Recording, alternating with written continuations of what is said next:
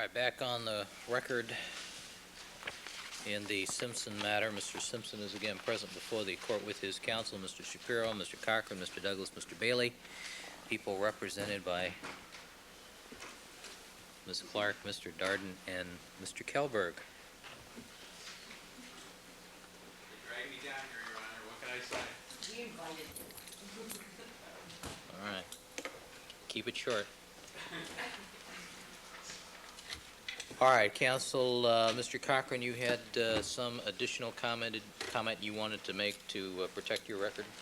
Yes, I do, Your Honor. Good morning, Your Honor. Good morning, counsel. Thank you, Your Honor. Your Honor, there's two things. First of all, the court will recall, I believe, during the testimony of the witness, Mr. Valerie, yesterday, it indicated that in a conversation with Detective Kilcoyne of the LAPD, he said the statement was tape recorded because he could hear the beep, beep, beep in the background. We never have received a tape recorded statement, and the court will recall in our spirit of cooperation, I did walk over to the prosecutors at that moment. I did not jump up before the jury and say anything, and I just talked about it. And now I want to put on the record what the witness said, and I need some official response regarding whether or not there is a tape recorded statement from Detective Kilcoyne regarding the witness, Steve Valerie, because we've never received such a statement. That's the first issue for today, Your Honor. All right. Second issue.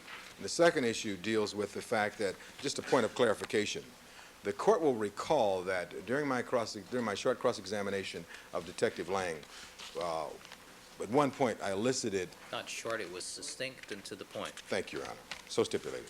But with regard to that, Your Honor, she won't stipulate to that. But at any rate, Your Honor, in all seriousness, with regard to Detective Lang, the subject matter came up of whether or not Faye Resnick resided, starting, I think, with Friday, June 3rd, at Nicole Brown Simpson's condominium. And there was we were cut off at some point or whatever. And based upon the court's ruling yesterday, I think it would be unfair to the defendant were I not to either have a stipulation, which I hope we can work out with Mr. Darden, that between the dates of the 3rd and certainly the date of the intervention on the 8th, Faye Resnick did, in fact, reside at that location. And I'm perfectly willing to stipulate that as of the 9th, she went into intervention and went into Exodus, and on the date of the murders was, in fact, in Exodus, and apparently for like a 2-week period of time. And I think we can work that out. Mr. Darden, good morning. We don't plan to stipulate that Ms. Resnick was in drug rehab on the 9th, but What do you want to call it? I mean, we will, Exodus? We will certainly attempt to work out a stipulation. Well, that's right. I'm not trying to be funny. Yes, I forgot. Okay, so if we can't get into drugs, that she was away or whatever we want to call it, but I just want a stipulation, Your Honor. Living elsewhere. I was talking. Living elsewhere. I'm sorry. No, that is correct. I mean, the issue did come up as to the dates that Faye Resnick was residing at 875 South Bundy, and we agreed it was a period of time approximately a week before this incident. And that did come up in the cross-examination of Detective Lang. Well, apparently the court considers that relevant, and if I can just have the weekend, I'll write out a stipulation, and we can resolve this Monday morning. All right. There's a fourth issue before I get the last one.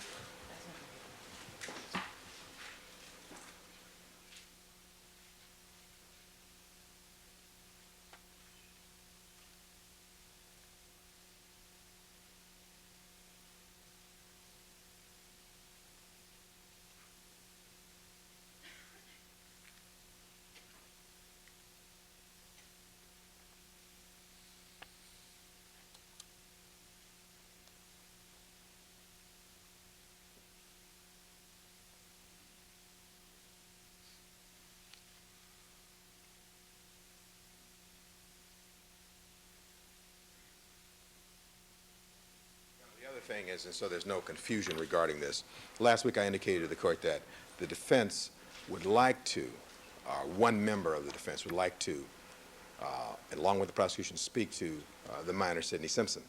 So the record is abundantly clear. The last thing in the world we want to do is to call Sidney Simpson to the stand. Mr. Simpson doesn't want it, and neither do we. But we think we have an obligation to try and talk to her, and I just talked to Ms. Clark about it, who's indicated she will do what she can to try to set up a meeting through the Brown family. And if she and I or whomever she designates or I designate can do that, we try to also have a stipulation regarding that, as we did with Juditha Brown, hopefully next week. That's the other thing. And thank you, Your Honor. The final thing is, Your Honor, with regard to Your Honor's ruling yesterday regarding the Fay-Risnick drug dealers issue, if I might. We weren't indicating, I'm not sure I indicated specifically that the court's ruling, it seems to us, violates Mr. Simpson's right to present a defense and to due process of law under both the state and federal constitutions. And I wanted the court to have that in mind with regard to your ruling as to our preclusion from presenting a defense in that regard by your ruling, because basically are we precluded from doing it at this point because of our absence of the showing of motive, as you've indicated, among other things. Among other things. All right. All right. No, I think the court was cognizant of that issue, as was the California Supreme Court, Justice Mosk, when he contemplated the issues in the Hall case. And that was an issue that I think every judge thinks about in making those rulings. But every time you make a 352 ruling, you take into consideration the same issues. All right, Your Honor. And I understand on the issue regarding Menzione, based upon what the court has indicated to us, upon a further showing of foundation, the court certainly is going to reconsider that ruling. I told you at that time you were close, You did. And we'll and I think I gave you guidance. took that to heart. Yes, I Yes. did, Your Honor. Thank you.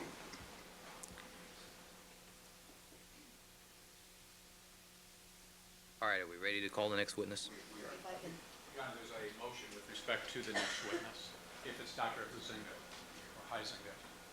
Yes, it is. Your Honor, Mr. Kelberg. I was provided records through other lawyers in our office regarding Dr. Heisinga's chart as well as Dr. Maltz's, and I couldn't help but notice that from the report of Dr. Heisinga's dated June 15th of 1994, and I have a clean copy which I can give the court to look at for the purpose of this motion if the court wishes. Well, proceed. The first page is basically blank with respect to any summary of what acute problem number 1 is, and the first half of page 2 is also blank, which I assume is a continuation of whatever is discussed on page 1. And my understanding would be that the court, probably in an in-camera proceeding, ruled that a Fifth Amendment privilege still was applicable with respect to the contents of that information, relying upon the cases, I think Woods, Rodriguez, and so forth, that have indicated that even under the rules of reciprocal discovery, that there can be applicable privileges because the privileges are preserved through the statutes themselves dealing with reciprocal discovery.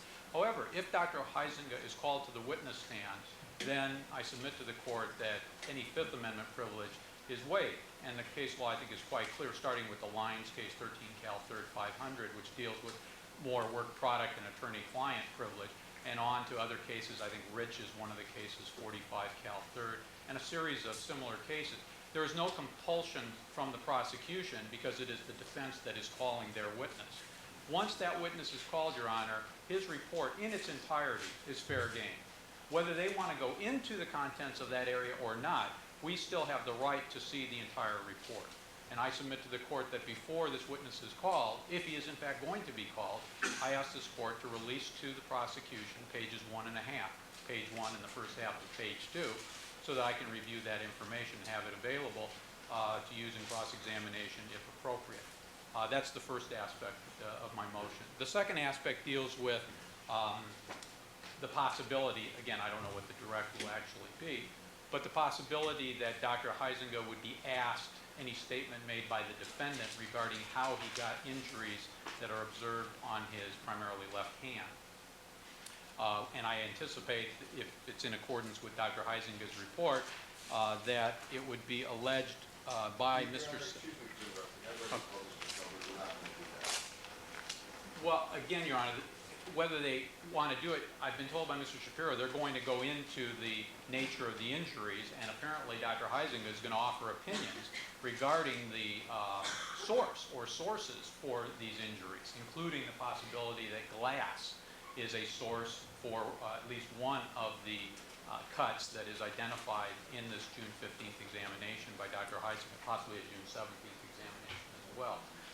My concern is if there's going to be testimony elicited in any way regarding that Mr. Simpson is the one who told Dr. Heisinga that he cut his hand on glass, and if Dr. Heisinga relied on that in any way in forming his opinion or considered it, And quite frankly, Your Honor, doctors will have to admit that they rely to a large degree and consider to a large degree the history given to them by the patient, informing opinions. Then my concern is that's inadmissible hearsay, and the jury should not hear the content of it. But if the court should rule it comes in under 801B as matters reasonably relied upon by experts in the field, then I would submit to the court that patients who go to doctors in non-litigation possibility settings, they do have indicia of trustworthiness in their histories. A situation of Dr. Heisinga seeing Mr. Simpson at the request of Mr. Shapiro doesn't quite have that same trustworthiness element that one might attach to the history as given. A self-serving motivation for Mr. Simpson to explain these injuries certainly may be evident on June 15th. But setting all that aside, if the court feels for whatever reason that the content is disclosable to the jury, I would ask for limiting instruction that information may only be considered as a basis for the expert opinion and is not to be considered by the jury for the truth of the matter asserted. Mr. Douglas? Your Honor, as to the first issue, as the court will recall, there was an occasion in March this year where I presented to the court the full unredacted version of Dr. Heisinga's report.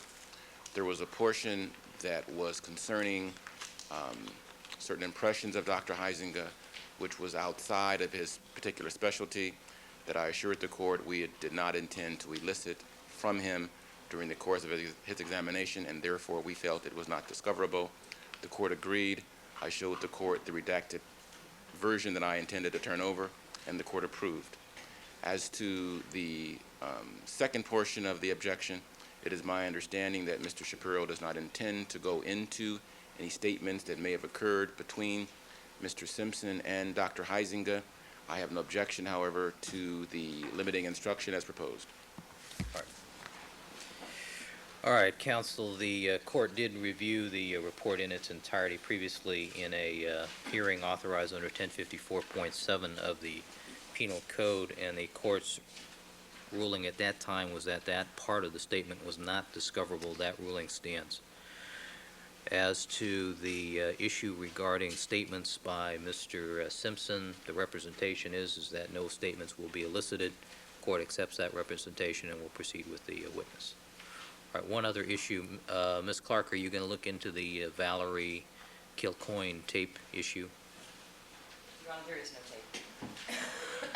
Right. There is no tape, and I appreciate Mr. Cochran's deft handling of the matter. There are police telephones, I understand, that do have a beeping on them, and he may have called in on that line that had a beeping, but there's no tape of Mr. Valerie at all. And I did inform counsel of that informally yesterday when the issue came up. All right, so the record's clear. All right, thank you. All right, let's have the next witness. Let's also have the jury first.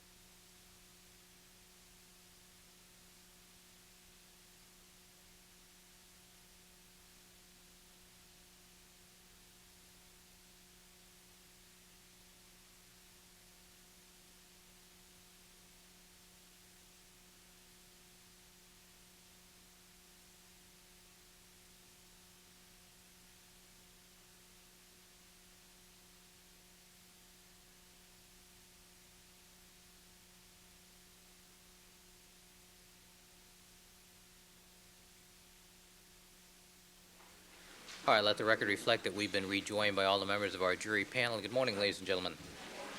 Glad to see you all here, bright and shiny. Everybody happy? Okay. All right, Mr. Shapiro, you may call the next witness. Thank you very much. Good morning, Your Honor. Good morning, ladies and gentlemen. With the court's permission, we'd like to call Dr. Robert Heisinga.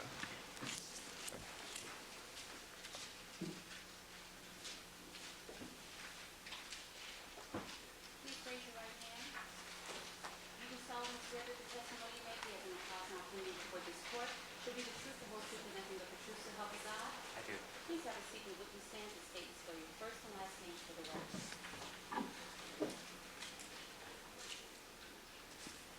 My name is Robert Heisinga. That's spelled Huizenga.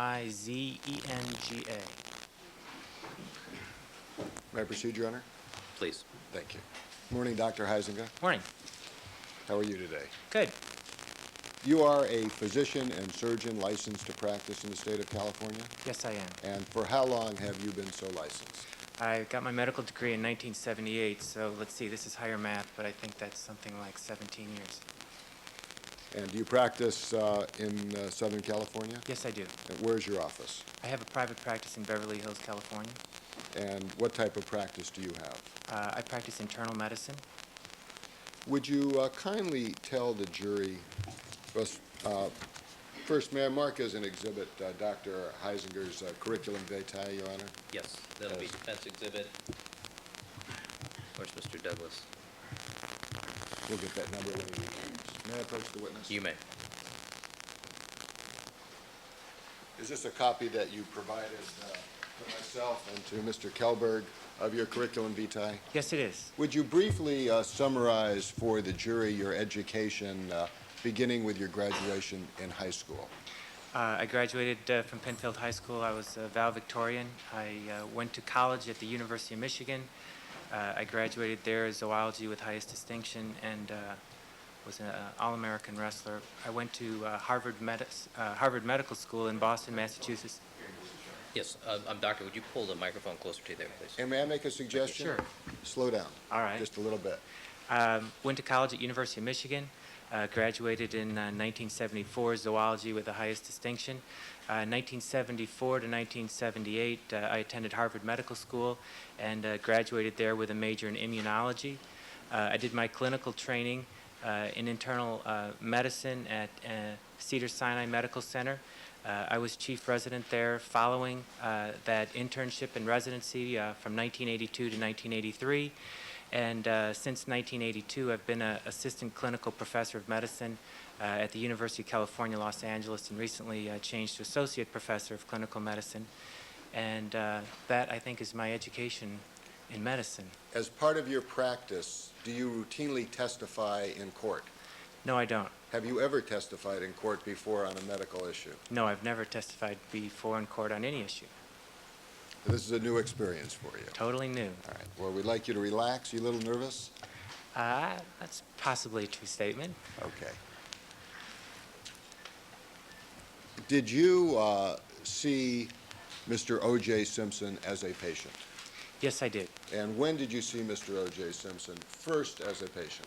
I saw him first on noon on June 15, 1994. And was that at someone's suggestion other than Mr. Simpson's? Yes, it was. Whose suggestion was that at? It was at your suggestion. And did we have a previous relationship? Yes, we did. You are a longtime patient of a partner of my practice, and I've seen you on a medical basis when he has been on a leave of absence and on vacations. That's Dr. Robert Copeland? Dr. Robert Cochran, correct. And you have seen me on a professional basis? That is correct. Would you describe us as social friends? We've seen each other at several outings, but I would say it's more professional than social. Would you tell the ladies and gentlemen of the jury what type of examination you conducted of O.J. Simpson on the 15th Wednesday? Well, when he came, I did a very thorough history, subsequently a physical examination. We did various urine, blood, and x-ray evaluations. Then, of course, subsequently, we collated a lot of his previous medical records and x-ray reports and x-rays and reviewed those. Have you brought all those records with you? I've brought all my medical records with me, correct? And would it help to refresh your memory as we go through your testimony to refer to those records? Yes, it would. When you refer to those records, would you be kind enough just to tell the ladies and gentlemen of the jury that you are refreshing your memory or referring to your Sure. medical records? Okay, great. Have you reviewed those prior to coming here? Yes, I have last night. And we have provided copies to Mr. Kelberg of the complete file. Is that correct, Mr. Kelberg? With the exception as previously noted. Would you describe, did you first do, you took a history of Mr. Simpson? That's correct. And did you discover in the course of that history any pre-existing medical conditions or injuries? Yes, I did.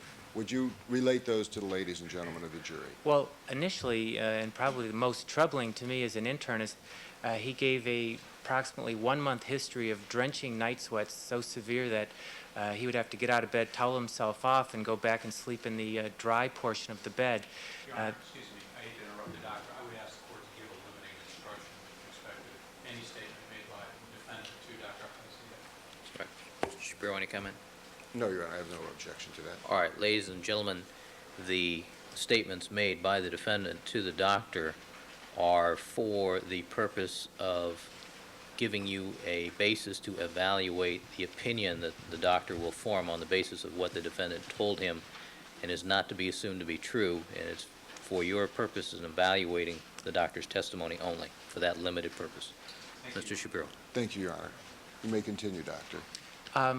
So the drenching night sweats are a sign in medicine occasionally of a significant disease, and in association with that, he gave me a very strong personal family history of cancer, and in fact, he himself had had carcinoid cancer of the rectum, a cancer that can be quite benign or can have more sinister implications. Correlating those symptoms with his physical exam, he had a enlarged lymph node in his right axilla, which is under the right armpit, in addition to clubbing of his fingernails, which is something that can be a inherited condition, or it can be also consistent with a lung process, and those things were noted and worrisome for anything from an infection to a cancer to some other sort of autoimmune process. And did you do follow-up examinations in that area? Yes, we did. Basically, subsequent to that initial observation, I saw him again 2 days later, and we did further blood tests, further skin testing, and further digging of his past histories, trying to get at that particular issue and the exact etiology of that significant enlarged lymph node under his right armpit. Did you make any recommendations as a result of your initial examination and subsequent follow-up examination? Yes, I did. And what was that recommendation? The recommendation was that we biopsy that lymph node. And what is a biopsy, and was one done? A biopsy is a procedure where surgically you go through the skin, remove the lymph node, and evaluate it pathologically under the microscope to try to get more information as the exact cause.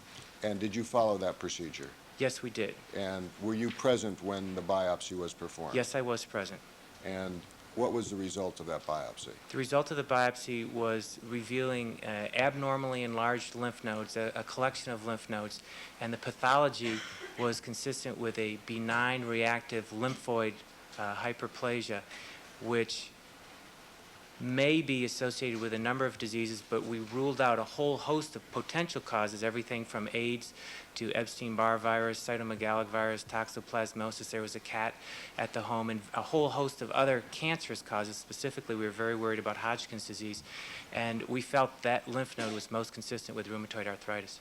You want to spell some of those for the court reporter? I'm sorry, Your Honor. You want to have the doctor spell some of those for the court reporter? Yes, would you kindly help a reporter here and spell some of those medical terms, and spell them slowly, please? I think my spelling's probably as weak as anyone else's. Can we but, review what- that later, Your Honor, in the interest of time, that the doctor will get together with the reporter? Did you discover through your history and subsequent examination any other surgeries that Mr. Simpson had had prior to him coming to see you? Yes, I did. Would you describe those to the ladies and gentlemen of the jury, and try Well, to take them one at a time if we Okay. can? In my initial history with Mr. Simpson, he kind of presented with that whole array of the typical post-NFL injury syndromes. He had, of course, a number of head concussion when he was playing with the Buffalo team. He had a left retinal tear, and then he had this whole host of significant orthopedic complaints. Specifically, he had initially a surgery on his left wrist all the way back to 1965, which significantly limited the motion in his left wrist and caused him continuing pain. He complained of some finger problems. He had had multiple fractures, which is pretty common in football, and had visibly enlarged knuckles, which also can be associated with either fractures or osteoarthritis or other rheumatologic arthritic conditions. He had significant knee complaints. He had had a history of 5 to 6 knee arthroscopies in the past, which is where they put a little tube into the knee capsule and inject it with dye so that they can look around at the various components inside the knee, see if anything's torn or needs surgical repairs. And he had subsequently on his left knee had 4 surgeries. His initial surgery was in 1977, and that's when they had taken out his lateral meniscus. So left knee, lateral component. The meniscus is a sponge-like piece of bodily tissue that helps cushion this femur as it loads on the tibia and fibula below.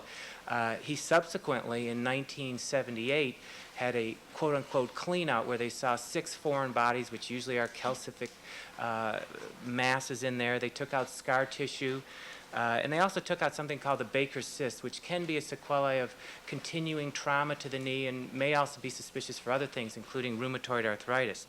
His third left knee surgery was in 1986, again cleaning out debris, scar tissue, and bits and fragment of the knee that kind of keeps breaking off. All And right, doctor, I'm sorry.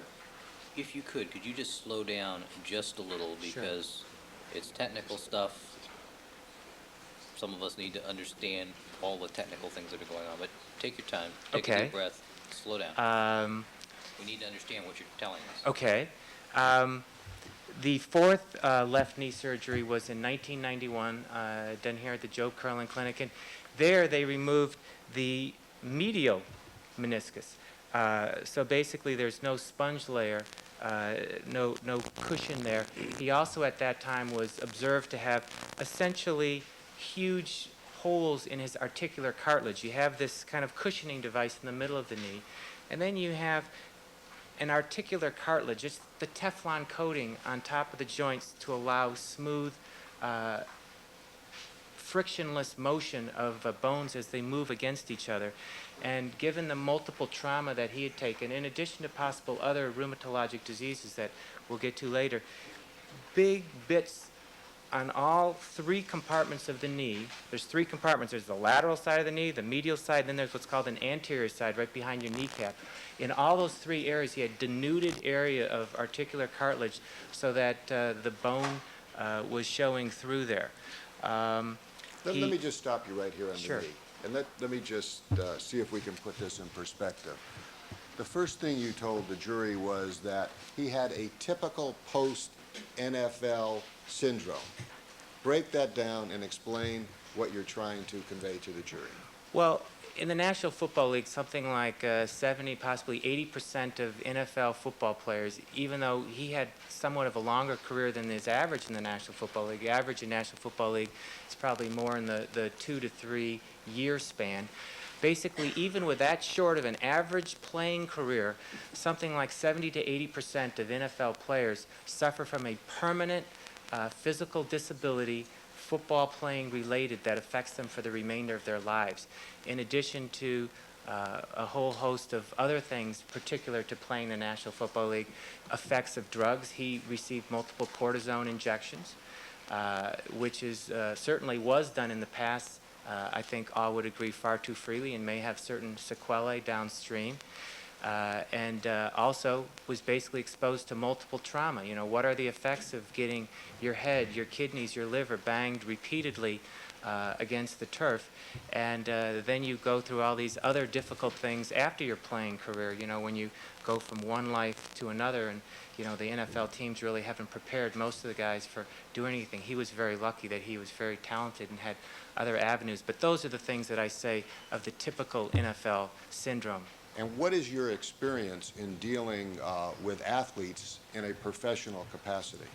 I was the team physician for the Los Angeles Raiders from 1983 till 1990. For the what was Los Angeles Raiders? What was the Los Angeles Raiders? So you have an expertise in the field of sports and sports injuries as well as internal medicine. Certainly the non-orthopedic portion of sports medicine I feel I'm quite qualified to discuss. All right, let's focus our attention on the knee that you've described. Can you tell the ladies and gentlemen of the jury in lay terms that you would discuss with a person who does not have a medical background what the condition of his knee was when you examined him? Well, when I first saw him in the office, which as I said was noon, we squeezed him in during lunch hour, he basically was visibly limping as he came down the hall. You know, that's the first thing that strikes me. And he really was not walking properly. On examination of that knee, and we haven't even got to his right knee, which was far less severely involved, just had a meniscal tear. When you move the knee, there's 4 different ligaments that hold it in place, and there was some laxity there, mainly because you're missing the meniscus and you're possibly missing articular cartilage, so it's a looser knee. And when you move the knee should go through a certain range of motion. When I extend my knee, you can see it's straight, it's 180 degrees. When I flex it, there's a different range that everyone can flex their knee, but typically it goes back to 135 degrees, 140, whatever. He was able to extend his knee, but really could only flex it to a point where he was limited by 25 to 30 degrees approximately. That indicates damage there. When you move the knee and put your hand over different parts of the knee, you can hear, and basically that is, you know, surfaces rubbing, abrading each other that probably shouldn't be doing that in a perfect world. Now, you indicated that, would you describe the degree of damage to that knee? His knee, there are knees that are more severely damaged, but according to the orthopedist he was seeing, he was essentially... Your Honor, move to strike as hearsay. Sustained at this point. What is your opinion? As My to opinion was the that he had... Wait, but let me ask the question. What is your opinion as to the condition of his knee based on your examination and the medical histories that you reviewed? He had severe wear and tear arthritis of the left knee and was a strong candidate in the relatively near future for a total knee replacement. What does that consist of? A total knee replacement consists of basically taking a saw and sawing off the distal portion of the femur and inserting an artificial knee and inserting that down into the tibia and back up in the femur, so that when the point comes where the pain's too much and your quality of life is interfered with, he was obviously not able to do a number of things, then it's time to move on to an artificial knee. In your opinion, how would that affect his mobility on the day you saw him? On the day I saw him, he had significantly limited mobility because of the knee and actually another ankle problem that we haven't discussed, and I think would be significantly limited in terms of fast walking. Certainly in terms of slow jogging, it would be very difficult, if not impossible, that day. What about a week prior to this?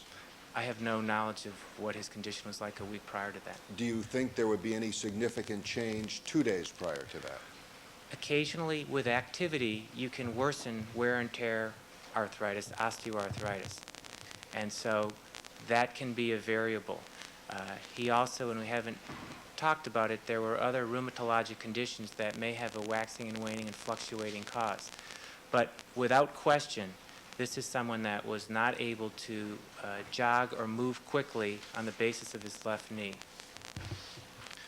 Let's go to the right knee. What was the condition of the right knee? The right knee had only a subtle limitation in his full flexion. He was probably only down 10 or so degrees, and he had a much milder form of crepitation. And in fact, he had never had a knee surgery on that knee, although we know from studies done in 1992 that he does have a meniscal tear on the medial side. What does that mean? Well, again, the meniscus is this kind of rubbery, horseshoe-shaped material that is in between the smooth surface of the tibia and the fibula below and the smooth articular surface that's lining the top of the femur and acting as a cushion or an unloading mechanism. Did you do any further examination below the knee? Yes, I did. What type of examination did you do? I evaluated his ankles. And did you have any prior history from medical records about his ankle? Yes, I did. He had had multiple right ankle injuries in professional football, and on my examination, when you do a certain test, you grab the ankle and you try to stabilize the distal portion of his shin, and then you pull it back and forth. There really shouldn't be much give there because you have a number of quite firm ligaments there, and he had significant laxity there, and he also had significant pain. The lateral malleolus is this bump on the outside part of your ankle. And anterior and a little bit inferior to that, he had significant point tenderness, and that was my opinion of why he was limping, was because of the pain on that ankle and the problems that we discussed on his left knee. What does the term laxity mean to Laxity ordinary just people? is looseness. You know, you should have, you know, with the ligaments, a ligament is something that hooks a bone to a bone. Tendon is something that hooks the muscle to a bone. When the ligaments are all working properly, you shouldn't be able to make two bones jump and move a significant distance over each other. Were there any other observations you made of his lower extremities below the waist? No, there were not. Now let's go above the waist. Did you do any examination between, let's talk about the wrist. Wait, let me just finish the question. You told the jury that there was some injury to the right wrist. The left wrist. Left wrist. Would you explain that injury? He sustained an injury, the exact nature of which I'm not exactly clear, in 1965, but needed surgery of this area. When I did an exam, usually the wrist should come up something like 90 degrees, and it should kind of flap down also at about 90 degrees. So you estimate these things in the office. And his left wrist really was only able to come up about 30 or 40 degrees. This is not an exact science, but you know, you kind of estimate 45 degrees, and he did not seem to break that plane. And when you forcibly tried to move it up, you know, there was no give and pain. Was there any other injuries that you observed in the arm areas? He had damage to his elbows such that when he would try to fully extend, again, the elbow should extend 180 degrees, be perfectly straight. And he had what we call a flexion contracture. It was contracted, somewhat flexed. So he really missed the last several degrees, 10 or 15 degrees of straightening out the elbow, such that this would be about the best he could do when you say straighten out your arms. Any other observations of the upper torso? He had multiple scars, keloids over parts of his upper body and the back, and of course the fingers and the elbows and forearms and hands. He was somewhat bow-legged, you know, in addition to the limp we described. And I think those were in addition to the finger things that we talked about, the large enlargements, those were the major findings. Did you do any range of motion studies? Yes, I did. What are range of motion studies? Range of motion is taking a particular joint and moving it in every direction that's humanly possible and comparing that with a normal population and seeing where your patient falls. Would you describe to the ladies and gentlemen of the jury what your findings were regarding those range of motion studies? Range of motion studies revealed limitation in terms of elbow extension, limitation in terms of left wrist dorsiflexion, in terms of left knee flexion, more so than right knee flexion. And those were the major range of motion abnormalities. Did you you testified that you did some blood tests. That is correct. And did you come up with any significant findings that were medically important to you regarding Mr. Simpson's condition? He had a very modestly elevated sedimentation rate. And what does that mean? A sedimentation rate is a nonspecific test for inflammation, infection, cancer, something of that nature. Regarding inflammation, did you notice any inflammation in your visual examination of Mr. Simpson? He had what appeared to be modest inflammation in the right lateral malleolar area and also in the left knee. And it was difficult to tell whether it was a frank effusion, water in the knee, or just a little bit of bony growth after all this trauma. Did you notice any inflammation in the hand area? Yes, I did. Would you describe that to the ladies and gentlemen of your jury? He had multiple areas that were enlarged, these bony enlargements on his joints. Basically, and here I'll refer to my original scribblings, when I saw him originally, I just kind of got out a pen and went around his hand, and this was his right hand, and basically this joint right here was enlarged, this was enlarged, this was enlarged, this, bony kind of enlargements that could have been from a degenerative joint disease or old fractures or trauma or getting it stepped on too many times. Which hand were you referring to? This is his right hand. I hate to interrupt you again. We have not been provided with that rough draft that the doctor's reviewing. If I have an opportunity, just take a quick look at it. May we get a copy of that? I'm sorry that that wasn't provided.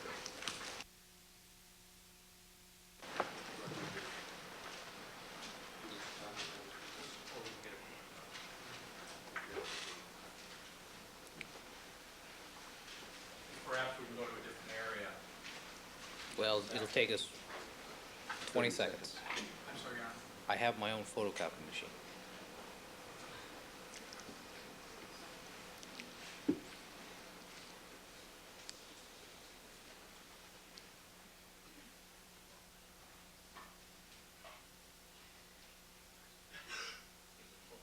Chance to catch up.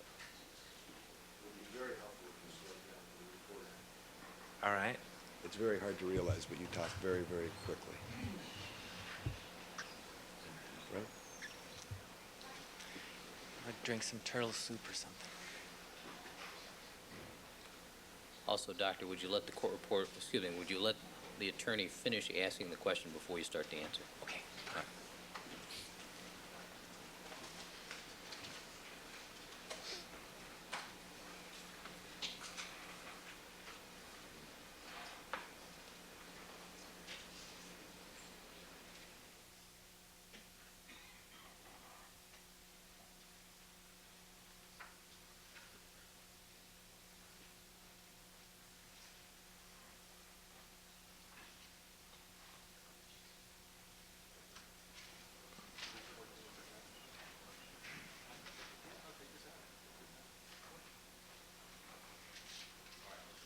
Would you describe slowly to the jury your findings on Mr. Simpson's right hand?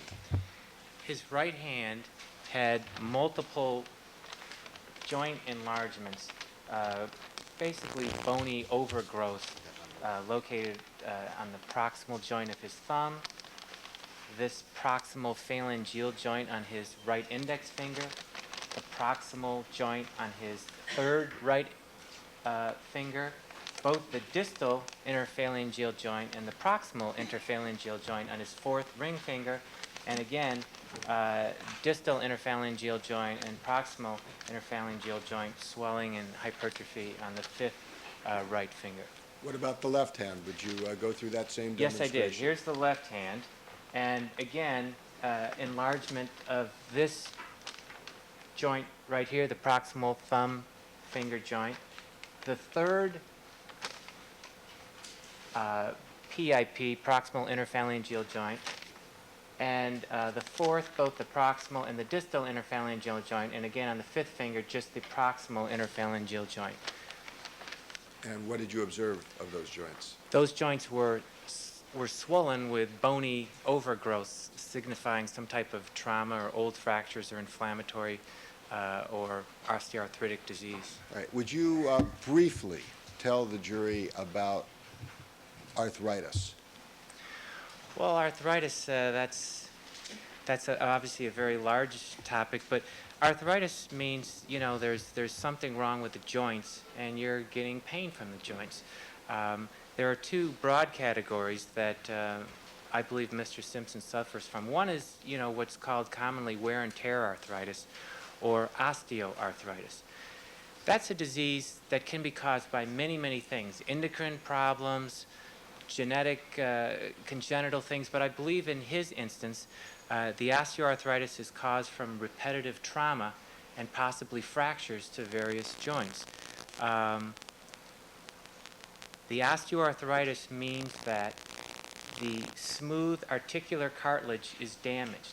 Articular cartilage, as I alluded to before, really has several functions. One is so that you have that smooth ball-bearing joint with that Teflon surface.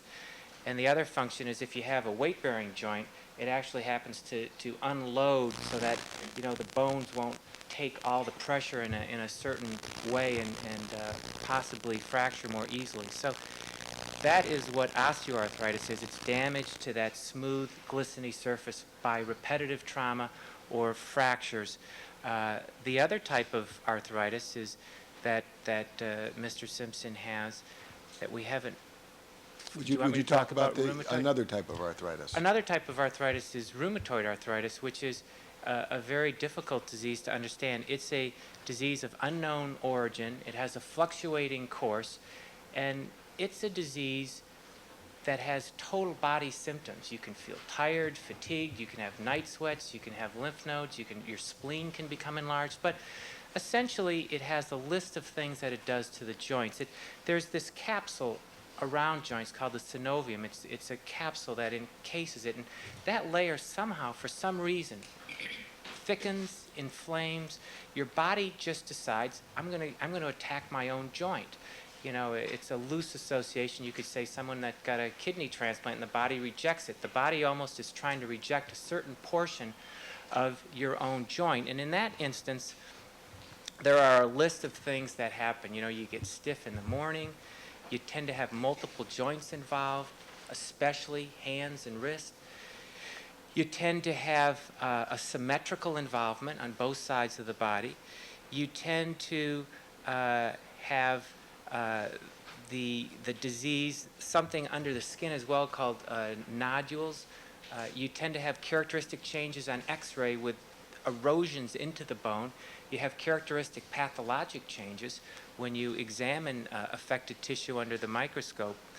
And, those are the main clinical findings in rheumatoid arthritis. And again, sometimes there's even a theory a lot of trauma can precipitate rheumatoid arthritis. It's not a absolutely popular theory, but it's been mentioned. And on the other hand, rheumatoid and osteoarthritis can kind of work together, as it were, and sometimes coexist and intensify. How do these conditions, in your opinion, affect Mr. Simpson in his mobility? Well, Your Honor, as to the time frame. Rephrase the question. When you saw him on the 15th, did you have any opinion as to how these conditions would affect his mobility? Well, he was visibly limping to my eye, and my initial impression was that it was mainly the osteoarthritis or the wear and tear disease. I wasn't fully appraised of some of the background. I hadn't got all his old records. But I think that really he is limited, specifically lower extremities, by his arthritis, and he certainly was limited to a way on the 15th of June where he would have a very difficult time moving quickly on his lower extremities. This is not a condition, in your opinion, that came on within 2 days, is it? No, I don't believe that's. I think that these are long-lived symptoms. There can be some fluctuation, as I said, based on overuse, based on certain other variables, including the use of medications. But generally speaking, at the level of osteoarthritis he has, it becomes a persistent daily thing, and not like early arthritis where you have some, totally symptom-free days. He was not of that. Was there any medication that Mr. Simpson was taking, to your knowledge, for these conditions? Yes, What medications? he would take, as needed, ibuprofen, Which is? 800 milligrams, which is a non-steroidal anti-inflammatory. It's a knockoff of aspirin, essentially.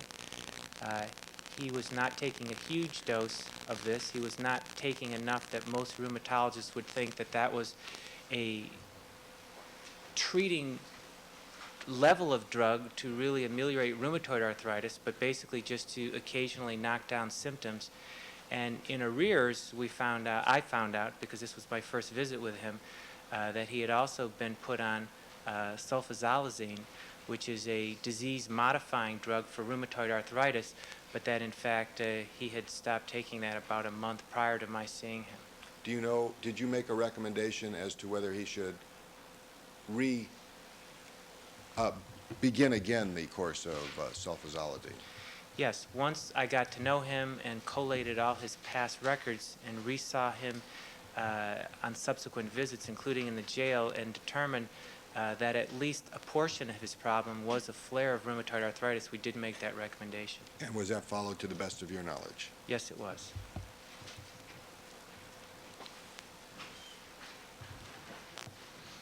Did you do a visual examination head to toe of Mr. Simpson?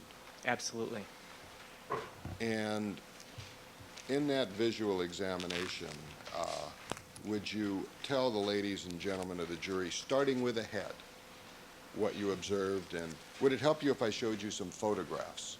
Sure, I can talk about each photo individually or just go through body parts, whatever you Were prefer. photographs taken in your office on the 15th? Yes, they were. And were photographs taken on your second visit with him on the 17th? Yes, they were. I have shown Mr. Kelberg a series of photographs. With the court's permission, I'd like to place them quickly on the Elmo. Yes. Thank you very much, Your Honor. And for the record, Dr. Heisinga's CV will be 1248. So we'll start with 1249.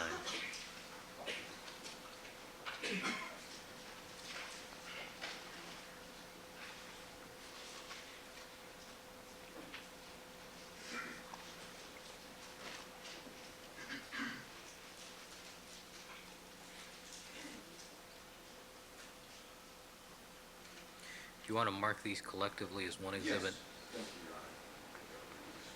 All right, defense 1249, and these are all from the examination of June 15th? Yes, Your Honor. All right, they'll be marked then as defense 1249, June 15th, physical exam photos. Is that the way Mr. Simpson appeared on the 15th in your office? Yes, it is.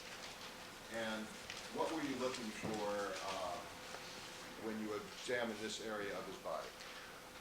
Well, initially, I was looking over every part of his head, including his scalp, for any evidence of hematomas, which is after you get some direct trauma, a little bleeding under the skin, any bump, you know it as a goose egg. We were looking very carefully for scratch marks. I was looking for any area of a chipped tooth and ran my fingers around all of his teeth in his mouth. We were looking for any evidence that anything had kind of pulled on his ears, and looked very carefully behind his ears and examined his skin. In addition, I did a very careful physical exam of his nose. I do that routinely, looking for any evidence of the use of cocaine, and his nasal passages were entirely normal. Looked very carefully on his neck for any evidence of pulling or tugging or any bruise. Basically, a bruise is some evidence of direct contusion without laceration, and saw none. There was no purpura, which is a black and blue type of mark if you break a blood vessel under the skin. There was no evidence of change in skin color other than some of these old, darkly pigmented evidences of old abrasions and the multiple cuts you get as a football player. We show you a profile photograph.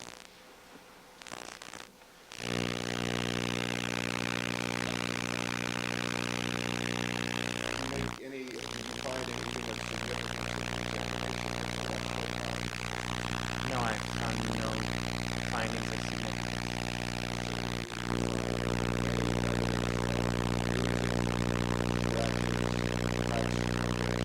No, I did not.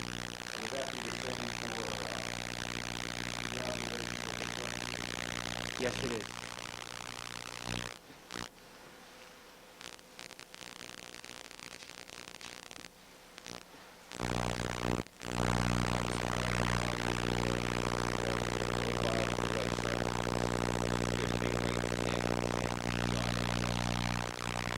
The right side of the face was likewise completely clear. The right neck and jaw area also showed no evidence of any acute recent onset trauma, scrapes, scratches, bruising.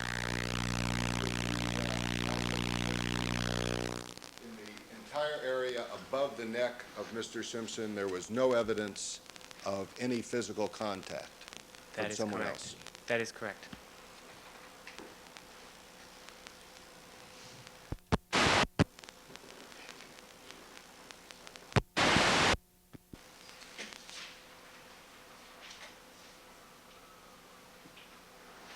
Did you observe the torso area of Mr. Simpson?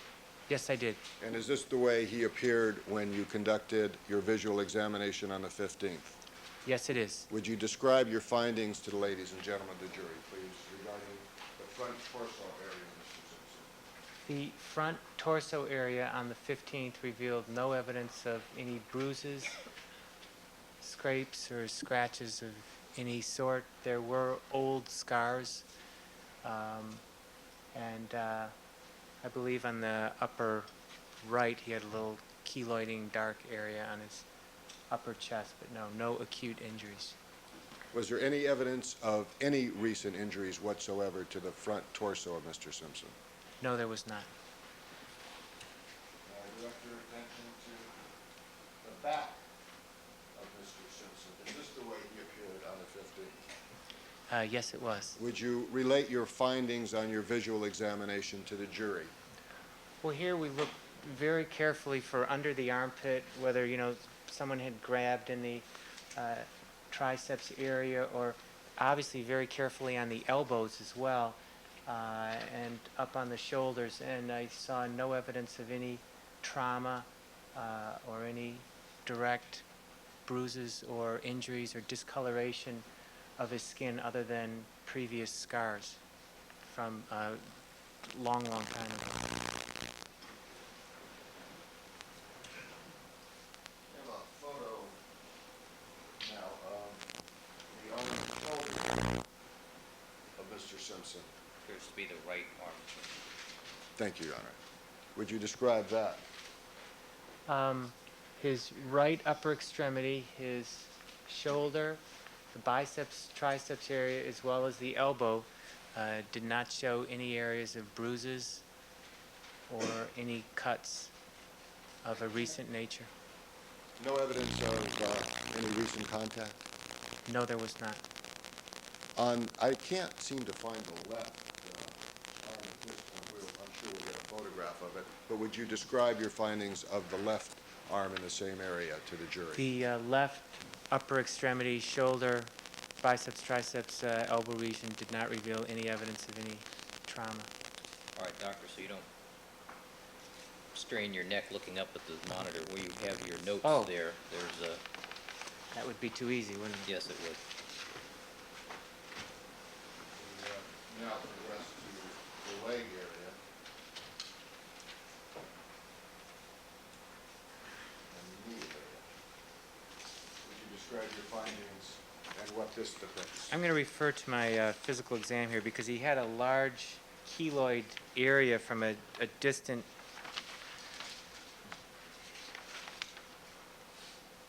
procedure.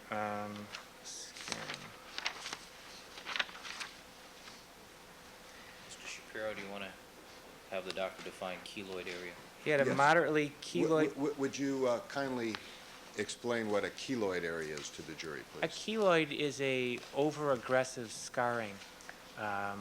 Basically, tissue undergoes a lot of different stages of healing, and in certain situations, under certain conditions, including genetic, and there are certain racial proclivities. Some people actually form too much of a scar.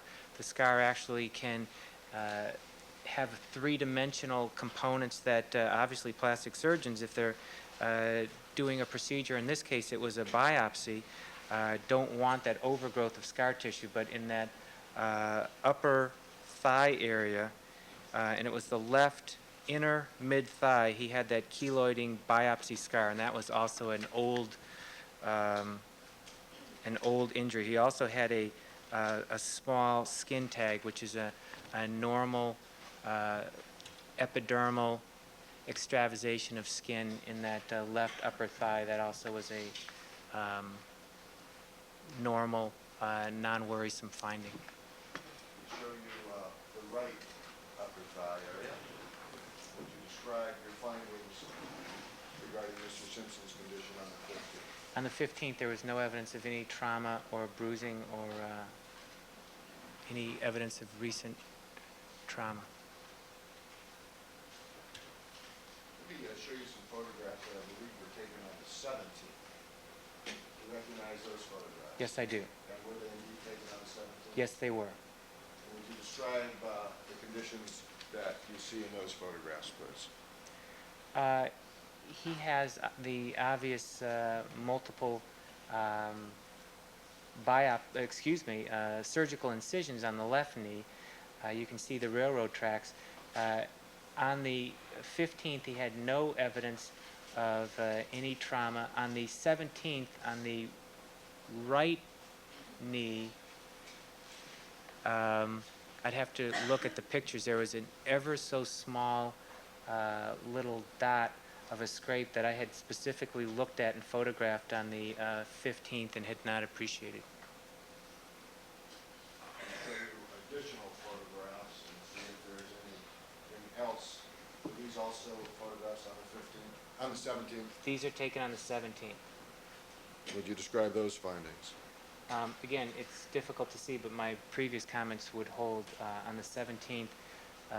And again, I'd have to see the exact picture, but there was a very small dot where it just looked like a very tiny circular abrasion, probably only 1 or 2 millimeters, basically like even an infected hair that you would pick, or some sort of just local dot that was a scab over that knee. And other than that, there was no evidence of any trauma.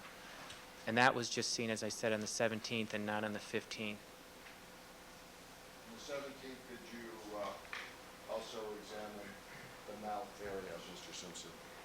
We re-examined the mouth on the 17th and likewise found no chipping of any teeth or any sharp edges that appeared to be of recent origin in his teeth. And did you re-examine the head of Mr. Simpson on the 17th? Yes, I did. And what were your findings There was in that? there was no evidence of trauma of any sort. Did you take blood of Mr. Simpson on both the 15th and the 17th? Yes, we did. Do you recall what his reaction was when blood was taken from him? It hurt.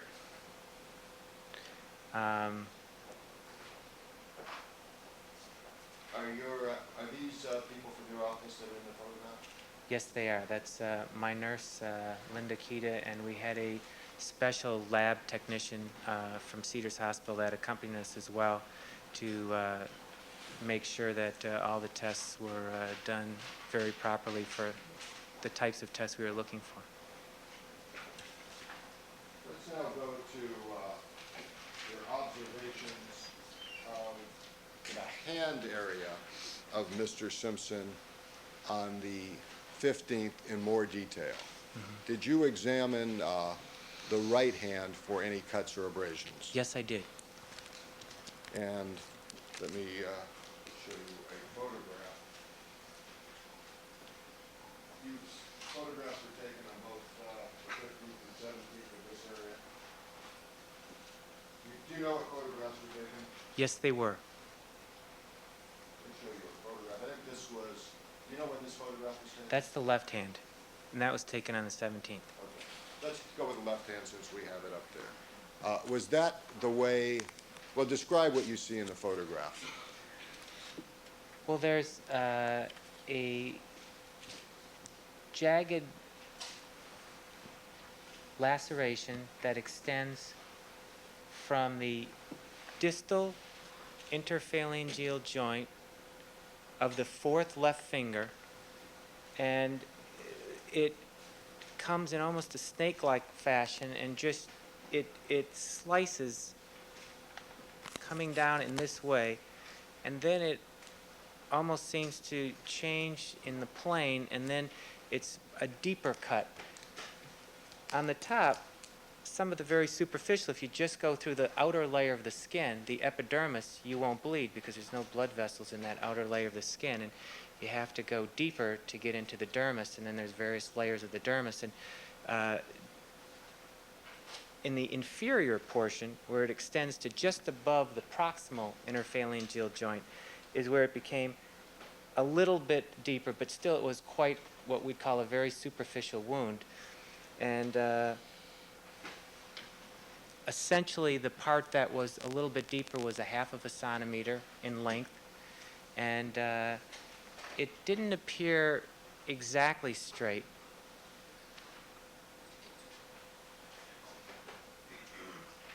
How long is 1/2 centimeter in inches? 1 inch equals 2.2 centimeters. So how much would that be? You're going to make me do math again. Approximately. Basically, 1/2 centimeter is 1/4 of an inch.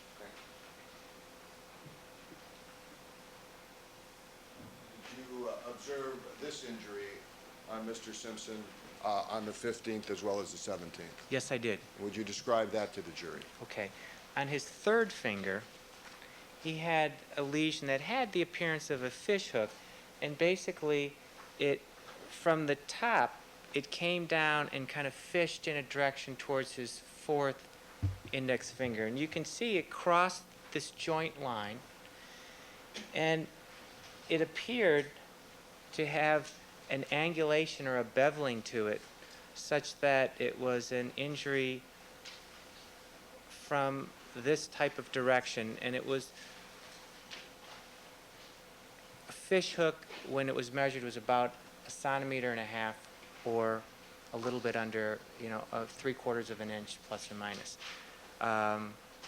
He had a second laceration on that third finger that you can also see in the picture there, which was, Would you point that out to the jury? do I have a marker or? We'll get a laser for you in a second.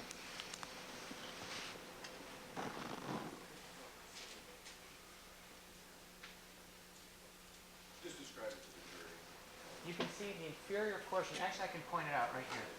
From this area, no, I can't point it out. All From right, this area. Doctor, why don't you step down behind the projector there? I think you might get a clearer view of what's there. We have a laser pointer here. Okay. I have no idea. Watch where you point there that we go. thing. Yeah. Okay, this was the lesion that we just described. This was approximately a 1 centimeter laceration that was just proximal to his distal interphalangeal joint right here on the left third finger, and it had a angulated or beveled approach that seemed to come more from this direction, and it also had some amount of a shaggy border to it. Wasn't exactly clean, and it basically extended right in that direction there. Thank you. You may resume the witness stand, please. Do you have any opinion as to, let's leave that up for a second, as to how the injury above the knuckle was caused? I believe it was by some sort of a sharp object. And do you have any opinion as to how the second injury depicted on that photograph was caused? I also believe that was by some sort of sharp object. And regarding the two other injuries that you described in the earlier photographs on the side of the finger, do you have any opinion as to how they were caused? I believe they were also caused by a sharp object. When you say a sharp object, what are you referring to? Anything with a sharp edge, sharp metal, glass, anything with not a blunt surface. About a knife? A knife is a possibility, but to me, the edges look a little bit ragged, but that was a possibility, but it seemed to me to be more consistent with glass, but certainly a sharp object can do that. Is that referring to the fishhook injury above the knuckle now? Let's talk about the one above the knuckle. What is your best opinion as to how that injury was caused, and what is your reasoning for that? It was caused by a sharp object. I looked very carefully to see if it was a tooth mark, because obviously that's one of the more common things to happen right over a knuckle, but those tend to have very jagged, serrated, puncture-like appearance, and I didn't see that, and obviously those need prompt antibiotics, and so I didn't believe it was that. Also looked to see if it could be a scratch, but a scratch will never give, you know, an angulated cut of that nature. So basically concluded it was a sharp object, and that was probably the smoother of the cuts that I observed. And within the range of sharp objects that you've described that could be potential causes for that, what is your best opinion as to what caused that particular injury? Again, Calls for speculation, lack of expertise. Foundation. Have you worked in emergency rooms? yes, I have. And would you describe to the ladies and gentlemen of the jury and to his honor what your expertise is in emergency rooms? Well, from approximately June of 1979 to 1984, I probably worked in, moonlighted in 9 or 10 different emergency rooms, probably at an average of twice a week, which would be 2 12-hour shifts, so something like 24 hours a week for, you know, a period of 5+ years. And have you treated people for injuries or cuts that are similar to the one depicted in this photograph? Yes, I have. Have you seen evidence of injuries caused by a knife? Yes, I have. And have you seen evidence of injuries caused by glass? Yes, I have. Are there differences between the two? There can be. Typically, glass may have more of a jagged area, but occasionally glass looks just like a knife. A glass cut appears very similar to a knife cut. In this wound, do you have an opinion as to what is more reasonable as the cause for that injury? This wound, as I said, was one of the, appeared to be slightly cleaner than the others, but I think for the constellation of all the wounds, it seemed more likely that glass was the cause. You can't be positive of that, I can't be positive of but that. that's your best professional Yes, it opinion? is. Thank you. Would this be an appropriate time to take a break? Yes. All right, ladies and gentlemen of the jury, we're going to take our mid-morning recess for 15 minutes at this time. Remember all my admonitions to you. Doctor, you can step down. You're ordered to come back in 15 minutes. All right, we'll be in recess for 15.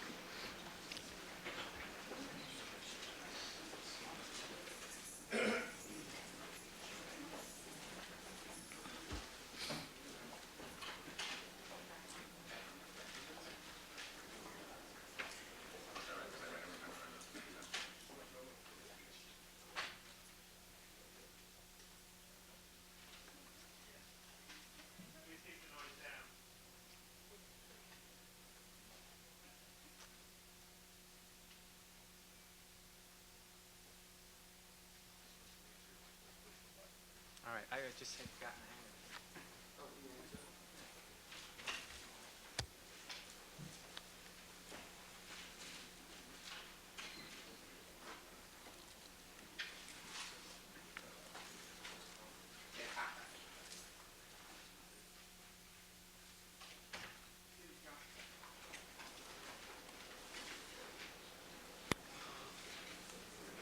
All right, back on the record in the Simpson matter. All parties are again present. And, Doctor, if you would you consciously try to slow down a little? And when we hit some more of these medical terms, we may need some spellings on these. All right, let's have the You're gonna jurors, have to bring please. your dictionary. Yeah, my Stedman's Medical Dictionary.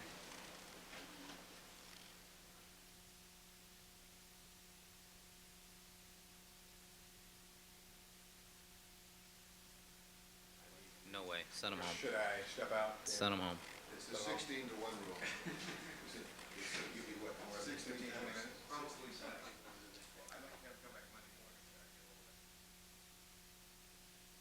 Send them home. Let's see how far we get this morning.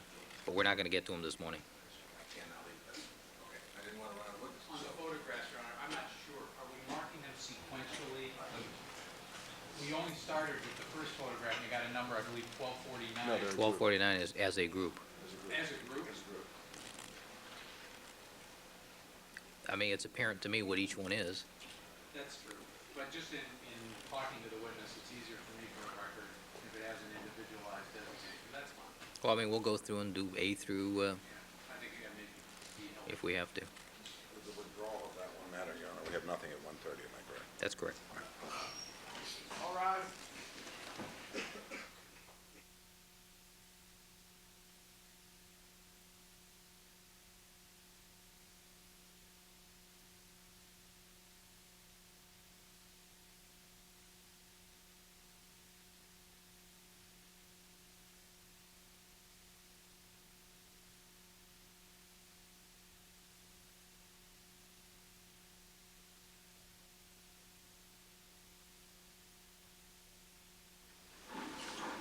All right, the record should reflect that we've been rejoined by all the members of our jury panel. Dr. Robert Heisinga is on the witness stand undergoing direct examination by Mr. Shapiro. And Mr. Shapiro, you may continue with your direct examination. Thank you very much, Your Honor. May we put on the Elmo 2 additional photographs of the palms of Mr. Simpson's hands, please? Right and left. Yes. Do you recall those photographs being taken? Yes, I do. And did you notice any injuries on the palm view of either hand of Mr. Simpson? Yes, I did. What did you notice? On his right palm, the distal tuft of his fourth finger, there was a very small, very fine, minuscule, 4 to 5 millimeter paper cut appearing laceration. Millimeter is how much? 1 centimeter, again, we were saying was half of an inch, so, 3 millimeters will be a third of a half of an inch, a sixth of an inch. Would you point out with the laser to the ladies and gentlemen of the jury where this was? I can barely see it, but if you see right there, it's very fine. It really was exactly horizontal, as I said, paper cut like lesion right in this. It's the thumb side of the distal fourth finger, and this is kind of the tuft that he had. Thank you.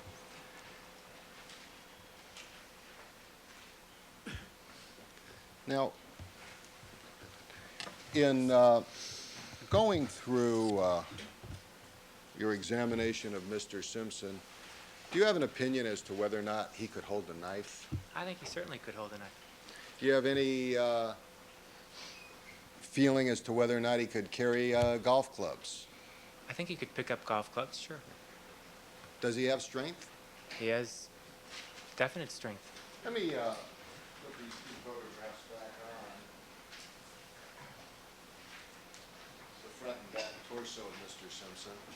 And this appears to me as a layperson to be a man in pretty good shape. Would that be your evaluation? Well, to look at him, he really has the physique, certainly when I saw him, of Tarzan. I mean, he's extremely well musculared. He has, by vision and also by, feeling, you can feel a level at the waist, in the thigh, your flank, your triceps area. You can estimate a man's and a woman's body fat, and he's got a very, very low body fat, and he really does appear to be Tarzan. curiously, some people have these phenomenal builds and really aren't in all that great aerobic shape. And I think that based on my history, he hadn't really been doing much exercise, if any. And there are some very lucky people that looks can be deceiving. And certainly in his case, although he looked like Tarzan, you know, he was walking more like Tarzan's grandfather. What about his mobility on the 15th? Do you have an opinion as to his ability for lateral movement? I think his ability for lateral movement would definitely be diminished based on his left knee and right ankle problems the day I saw him on the 15th. And would you expect that he was in relatively the same condition on the 12th? I wouldn't have any reason to doubt that. Now, are there certain types of activities somebody with the conditions that Mr. Simpson suffers from be capable of doing? Yes, there are. What type of activities would you opine that he is capable of doing? Well, relatively sedentary things, since his cardiovascular shape wasn't that good, that really don't need, you know, quick movement on that knee. And of course, over the period of that time, his ankle, which was bothering him at that time. Now, you have been around athletes Yes, I have. as a physician. Yes, I and have. You've also told us you're an athlete yourself Yes, I and was. that you've played sports. Yes, I did. What sports on the 15th do you believe that Mr. Simpson would be capable of engaging in? Or will, you can answer the question. What sports do you believe Mr. Simpson would be capable of He would be able engaging to in? play a sport where he was essentially didn't have to move much or certainly very quickly. Something that he could stand. He would be able to shoot free throws, for instance. He would be able to play golf. He would be able to arm wrestle if it wasn't the side involving possibly the injured wrist. He would be able to play billiards. What activities would he be excluded from? He would be excluded from any sort of running sport, such as legitimate full-court basketball, any type of day-after-day running, jogging exercises, or sports where he would have to legitimately run. Even something like baseball, he would have to essentially lope or walk, although he probably would be able to stand at the plate and swing at a ball. All right, why don't you pull the microphone just a little closer, Doctor? For a recreational golfer, do you have an opinion as to what shape somebody would have to be in to play golf on a recreational level, not a professional level? Well, recreational golf is quite a sedentary activity. If you take someone who is, let's say, swinging 90 or 100 times a game, and they're taking a few practice swings, they stand around a little bit, and they get right back to the golf cart. Mr. Simpson gave me the history that he had to ride a golf cart. He could not walk a golf course, and even at golf courses, prestigious golf courses where it was prohibited, he would get special medical clearance to have a golf cart. Given those parameters, if you take golf cart, stand briefly, swing, get back in the golf cart, that activity for a 2 or 3 hour golf game is roughly comparable to, you know, sitting and playing the flute at home for those several hours, or sitting at home and painting a portrait. Those aerobic energy levels are roughly comparable. Is there any type of physical, well, strike that. You did present a diagram to us regarding one of the hands of Mr. Simpson. Did you do a diagram of both hands? Yes, I copied around both hands on this initial physical piece of paper. And did you get a form from some type of reference book for your diagram? After I did the initial history and physical, basically I took notes only very briefly on this piece of paper and immediately dictated my whole history and physical. Subsequently, I took this kind of rough copy and Xeroxed off a couple of hands from an anatomy book and was going to try to present something a little bit neater. And it turned out both were right hands, and on the left, The way that I copied it didn't come out since they were both right hands, but I had already sent you the history and physical in that picture, so I've kept those in the charts, but I really haven't referred to them or used those pictures. You pointed out that mistake to me this morning. Right. Is there anything that you, is there any, strike that, based on your examination of Mr. Simpson on the 15th, did you see any evidence other than the cuts you've described on the left hand of any recent injury that was visible to Mr. Simpson? Well, they had the one cut on the right hand as well. Yes, other than those cuts. Other than those, on the 15th, there was no other evidence of any trauma except for several very small little, also punctate abrasions that were also on the back of his left palm, but they were appeared to be basically zigzag areas of maybe several centimeters, which were very superficial irritation, scrapes of some sort. Do you have an opinion as to whether or not on June the 12th of 1994, Mr. Simpson had any injuries that you were not able to see on June the 15th? Objection, Your Honor. Calls for speculation. Overruled. Could You you can repeat the answer. question? Did you observe, do you have an opinion as to whether or not on June the 12th, 1994, Mr. Simpson had any injuries that you were not able to observe on June the 15th? Certainly, cuts or anything that would have occurred then, we would have seen then, and any orthopedic injuries we would have seen then. So my suspicion would be we would see all the injuries. Thank you. Nothing further. Mr. Kelberg. Thank you, Your Honor. Good morning, ladies and gentlemen. And good morning, Doctor. Morning. Doctor, your specialty is internal medicine, is that correct? That is correct. You did a residency of 3 years in internal medicine, That is correct. and you're board certified in internal medicine, is that correct? That is correct. Now, there is a subspecialty of internal medicine called rheumatology, is there not? Yes, there is. Did you ever do any post-residency training in rheumatology? No, I did not. But in your training as an internal medicine resident, were you exposed to how you evaluate people for the possible presence of rheumatoid arthritis? Yes, I was. You have never undertaken a residency training in orthopedic surgery, have you? No, I have not. Or orthopedics, whether or not you're going to do surgery or not, correct? That is correct. And the examination you did on the 15th of June, you say you have no notes of that, is that correct? I have no notes of that. No. But you did in fact prepare a typewritten report, is that correct? That is correct. And that report was to include the most important significant findings you had made in the course of your examination of Mr. Simpson, is that correct? That is correct. Doctor, where in your report did you list anything related to Mr. Simpson walking, I hate to use your terminology, like Tarzan's grandfather, or having any kind of irregular gait, G-A-I-T?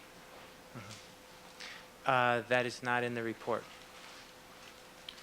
It And was doctor, that- subsequently added. Excuse me, doctor, I move to strike everything after not in the report. Yes, proceed. And doctor, that to you was a very significant finding, was it not? It was a very significant finding. Now, and you dictated this report right after the examination, is that correct? I would say within 24 hours. Well, doctor, can you narrow the time frame down at all within 24 hours? Was it the same day? I can't say. It would definitely within 24 hours. Now, you said you squeezed Mr. Simpson in during the lunch hour. In fact, this examination was approximately 2 hours in length, was it That not? is exactly correct. And doctor, this examination was arranged by Mr. Shapiro as the lawyer for Mr. Simpson, is that correct? That is correct. And doctor, is it normally the case as a physician that a patient history is very important to a doctor in evaluating the condition of the patient? Patient's history is crucial. And doctor, would you agree that under normal circumstances, a doctor accepts as true the history that is given to him by the patient because of the belief that the patient has an incentive to be honest and candid with the physician in order that the physician can accurately identify any problem and subsequently treat it. In most cases, that's true. It turns out I have a specialty in trying to be a detective because when I was team physician for the Los Angeles Raiders, and in that function of evaluating all American prospects coming into the Indianapolis Combine for a potential drafting position, we were routinely lied to because obviously they viewed the doctor as the enemy and routinely misrepresented their case and said, no, I have no orthopedic problems, no, I have no medical problems. And it was our duty, and this is something that I've written about, to try to be a medical detective and understand that they were not in a position to necessarily be truthful. And that was the first time I was exposed to a time where I would be seeing a patient and they would not necessarily be wanting to cooperate with me. Doctor, in that situation, these were people who were trying to get jobs in the NFL, jobs that they believed would be very high-paying careers for them. Is that correct? That is correct. And so they had a motive to lie. Is that correct? That is correct. Did you consider the possibility in evaluating Mr. Simpson on June 15th that he had a motive to lie regarding his symptoms? Yes, I did. And doctor, you have no independent basis on which to evaluate whether Mr. Simpson was truthful with you, fully candid, or whether in fact he was pulling his punches with you. Can you? My report is based on the history that I obtained from him, and my observations are the observations that I made of him. He may say whatever he wants, but the physical exam in certain aspects is difficult to quote-unquote lie about. That's an absolute finding. Well, doctor, my question though to you was, do you have any independent basis on which you could evaluate the truthfulness of Mr. Simpson on the 15th of June with respect to any history he gave you regarding any aspect of your examination? Well, certain aspects certainly were corroborated when we did get his old records. Even a 2-hour exam is very brief when you're discussing the numbers of problems we discussed and the depth. And certainly, when you go over the prioritization that I was faced with that day and the fact that I had 4 other people waiting to see me in the extra hour that we had pushed back from lunch, obviously there are some constraints in what you can humanly do. However, all you can do is take the history, try to corroborate it with old records and see the truthfulness of the statements that were made, and the areas where there is no independent corroboration, make your best judgment, and that's what I tried to do. Doctor, on the 17th of June, you were present again with the defendant, were you not? Yes, I was. That was at Mr. Kardashian's home? Yes, it was. And in fact, where that... I don't think he was here for our No. discussions. Yeah. Let the court reporter, please.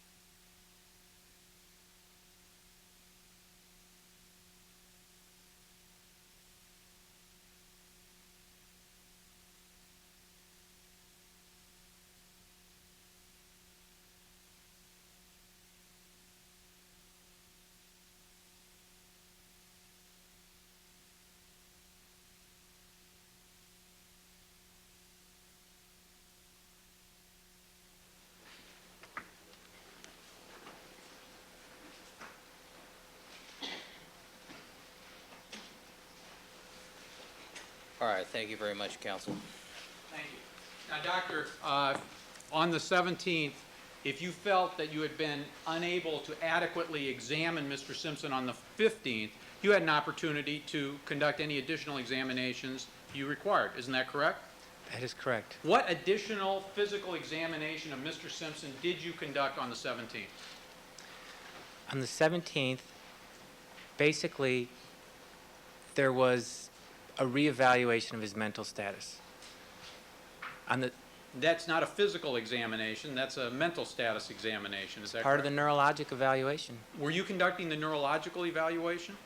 Yes, I was. That's part of the And- physical. And doctor, do you have any specialized training in psychology, psychiatry, or neurology? Being a general internist, I guess, is, considering 50% of the patients are non-concrete medical diagnosis cases, that would be, I guess, the extent of it. Fair to say, as an internist, you're supposed to be a jack of all trades, but not necessarily an expert in any particular subspecialty of medicine. That's correct. All right. What other physical examination, if any, did you conduct on the 17th? On the 17th, may I refer to my notes? Sure.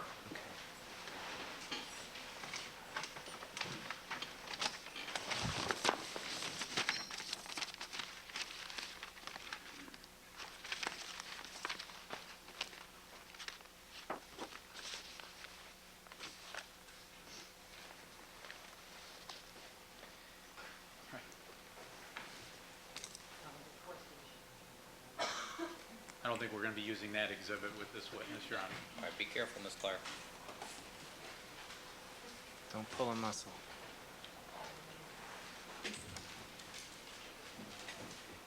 Basically, what I did was, number one, to reassess the patient's mental status. Number two, to, most importantly, from the internal medicine standpoint, take another swing at this very perplexing constellation of findings with the drenching night sweats, the family history and personal history of cancer, the carcinoid cancer, which was assumed to be benign initially, and the modest elevation in the sedimentation rate and his finger clubbing. Also, we rethought about various aspects there. Obviously, considering the magnitude of the case, and I was the only one feeling his lymph nodes originally, I repeated that exam and looked at all the lymph node areas very closely. You didn't find any enlarged lymph node under the left armpit, did you, at that time? I did not.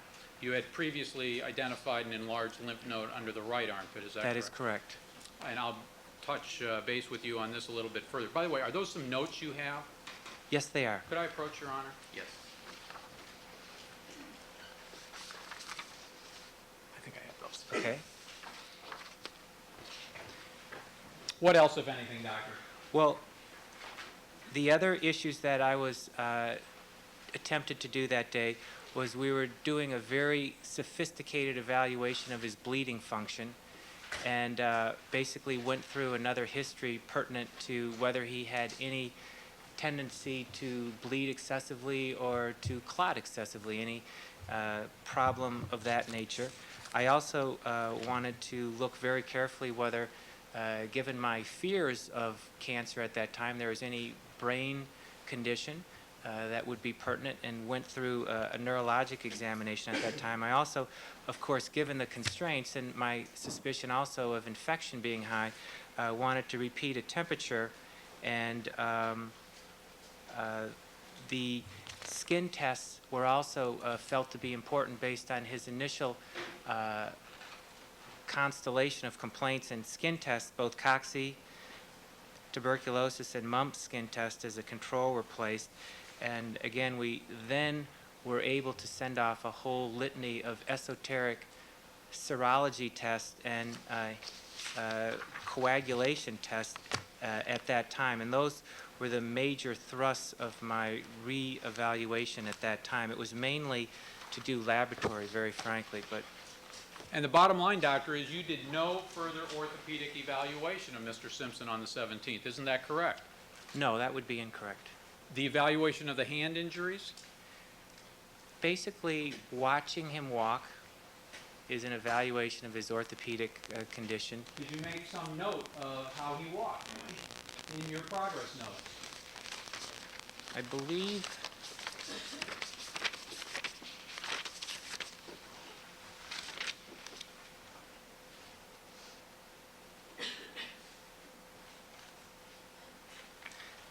that is not, I don't have an orthopedic evaluation in the notes there.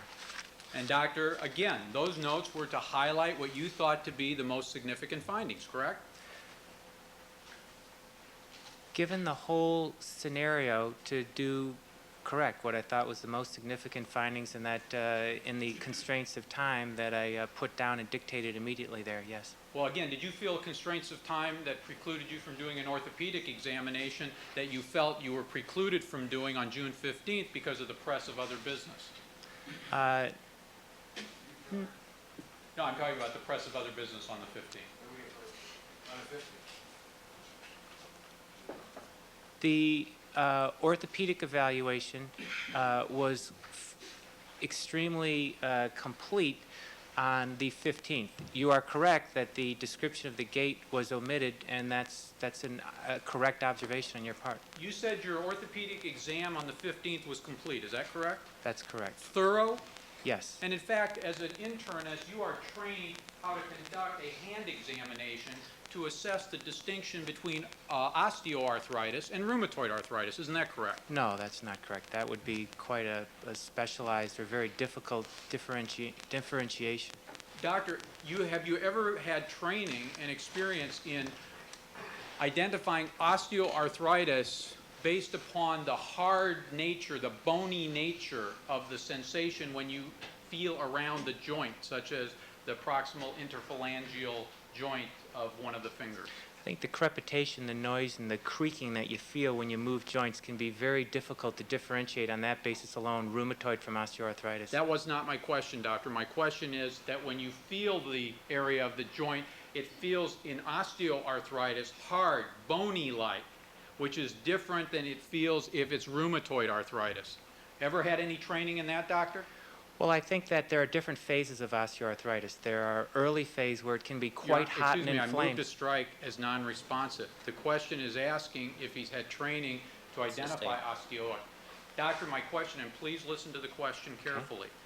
In your training, have you been taught for identifying osteoarthritis that when you feel around the joint, you expect to find a hardening type of feeling, a bony type of feeling? Yes. And have you also been taught rheumatoid arthritis is an inflammatory disease, is it not? Yes, it is. Were you taught that when you feel around that same joint from rheumatoid arthritis, it would feel soft in nature? Boggy is the word that we typically use. Well, if a rheumatologist used the term soft, would you accept that? Yes, I would. And doctor, so you've had some experience, haven't you, in examining the joints to distinguish the sensation of hardness versus softness? Yes, I have. Now, doctor, did Mr. Simpson ever complain to you on the 15th that he suffered from rheumatoid arthritis? He did not tell me on the 15th that he was suffering from rheumatoid arthritis. And in fact, in your report, you make mention of a Dr. Maltz, M-A-L-T-Z, and you list him as a rheumatologist. Is that correct? That is correct. So at that time, did you expect or believe that Mr. Simpson had at least been seen by somebody specializing in rheumatoid arthritis? I knew he had been seen by someone specializing in rheumatoid arthritis. I knew he had a family history of rheumatoid arthritis. He was vague on exactly whether he had rheumatoid arthritis or it was a questionable disease. He was exhibiting many of the clinical features of rheumatoid arthritis, although the features, which include symmetrical arthritis, greater than 3 joint areas, the hand and wrist involvement, as well as certain other clinical findings in rheumatoid arthritis can be relatively difficult, and there can be overlap with osteoarthritis. So very frankly, there was some confusion on the 15th about exactly what types of arthritis there were. And I think in arrears, it turned out that he is quite a strong denier of the rheumatoid arthritis, and that's part of the problem and why he went off his rheumatoid arthritis. He never really accepted that he had rheumatoid arthritis, and he certainly was not admitting it to me on that exam, although I kind of figured it out based on the doctor's procedures he went to and some of the things that he had been through and the medications that he had been exposed to, but that was definitely not clear on the 15th. Doctor, is it your testimony you specifically asked Mr. Simpson on June 15th, do you suffer from rheumatoid arthritis? I did not ask him that. And where in your report, if anywhere, is there any aspect in which you describe his equivocation regarding possible rheumatoid arthritis, as you've just testified? There are numerous areas where I didn't dictate it in. We talked straight through, and I don't have 2 hours of dictated notes in that note. That's a collation, and some of the important things, as you pointed out, may have been omitted, and that would be, you know, an error, and all I can do is say what happened. Now, doctor, in doing a careful hand examination, did you try and evaluate whether there was a bony, hard sensation around the hand joints versus a soft sensation? Yes, I did. And where, if at all, did you record your findings regarding those observations? Well, I'd have to look. If I didn't, I didn't. Okay? If you would, please look.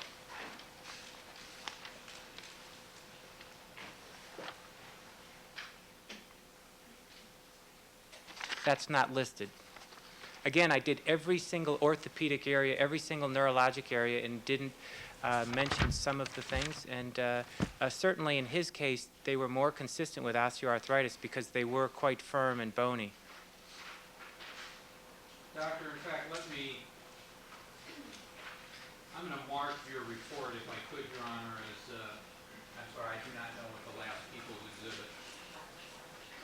507, So this becomes 508, or 507. may it be marked, Your Honor,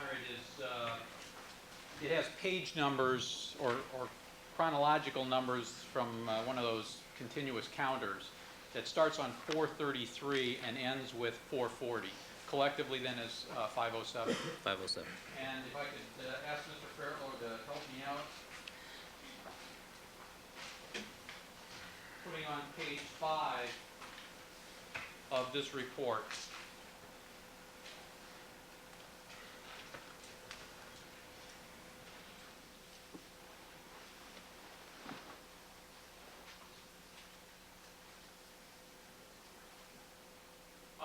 I'm sorry, Mr. Fairlow, raise it so we can get the bottom part of the document.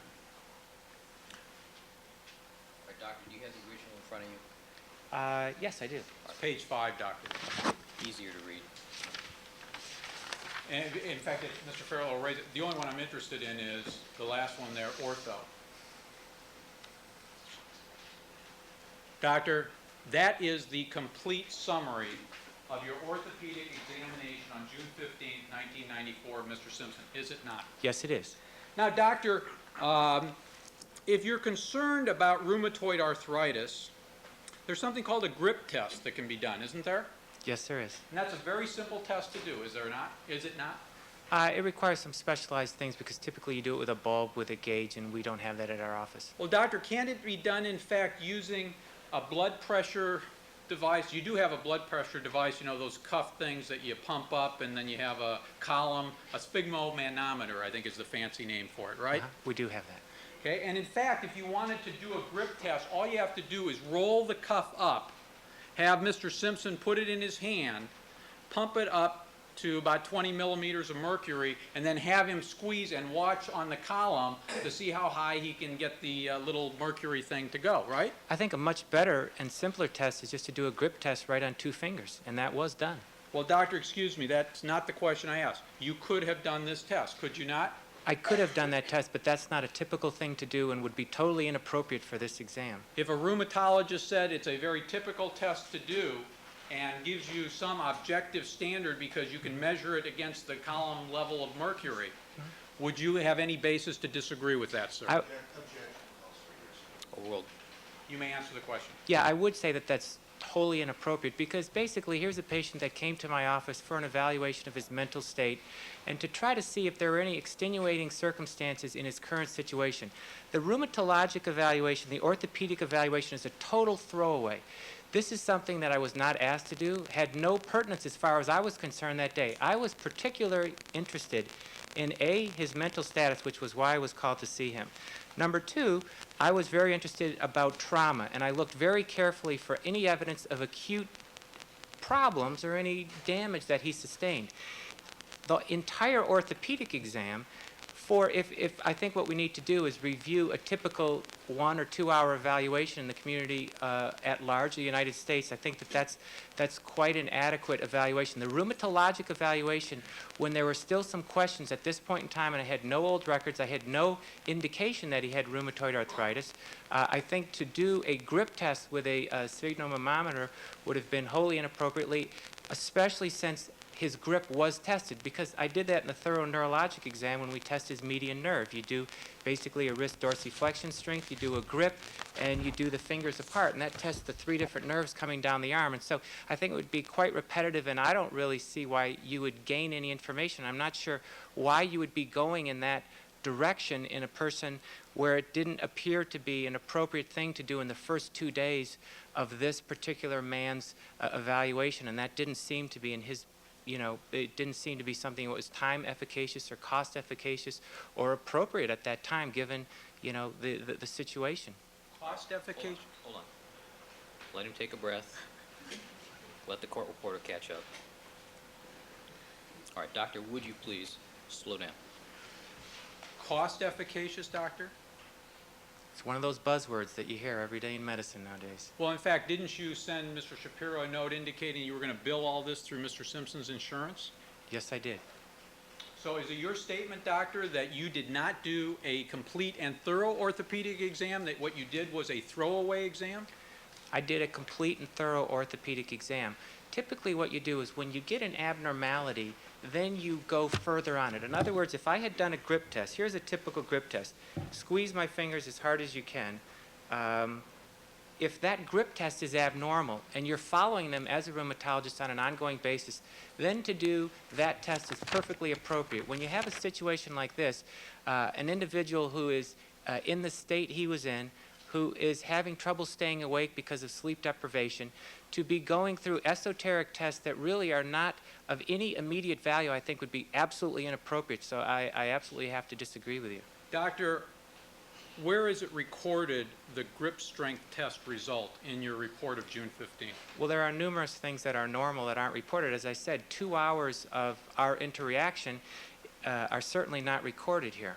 So your opinion was, from the grip test, that Mr. Simpson, whatever the findings with respect to the enlarged area of the joints, he had normal grip strength, in your judgment. Correct, doctor? That is correct. And there was nothing of urgency. I mean, you told us on direct examination about he's going to be a candidate for a knee replacement, I think was what you said. Is that correct? That's correct, down the line. Down the line, there was no evidence that you felt apparent at that time that Mr. Simpson needed a knee replacement, right? On June 15th. On June 15th, I think there was, because he had significant crepitation, he had significant pain, and he had, by history, significant limitations that were affecting the quality of life. And knowing the natural history, again, based on some information that was given to me later in terms of review of x-rays and further history, on further information, that opinion was based, not solely on what I found history and physical-wise on the 15th. Well, doctor, my question was, though, and please, again, if you would listen carefully to the question, my question was, on the 15th, did you think he needed a knee replacement? On the 15th, I thought that he was in trouble with his knee and his ankle, and my plan was based on the fact that I didn't really have a tremendous high suspicion about the rheumatoid arthritis, was that he needed an orthopedic reevaluation, and that was one of my initial points, is that when this whole thing was cleared up, he needed some help with his knee and his ankle so that he would be able to play golf and not be in the pain every morning that he was in. Your Honor, I must move to strike as non-responsive. My question asked him, did he need... I understand. Just ask the question again. Doctor, please listen. My question was, on June 15th, did Mr. Simpson, in your opinion, need a knee replacement? He did not need a knee replacement on the 15th. And in absolutely fact, not. you made no effort to have him seen by an orthopedist after June 15th, between the June 15th and June 17th examinations. Is that correct? The orthopedic problems were chronic and something that would bother him over a many-year period, and were not of acute nature, certainly not as acute as his other pressing problems. And in fact, your opinion was that he had no evidence of an acute arthritic problem, that is, a flare-up of any arthritic condition, whether it be osteoarthritis or rheumatoid arthritis, on June 15, 1994. Is that correct, doctor? That is not correct. Well then, doctor, what evidence did you have that he had an acute flare-up of either the osteo or the rheumatoid?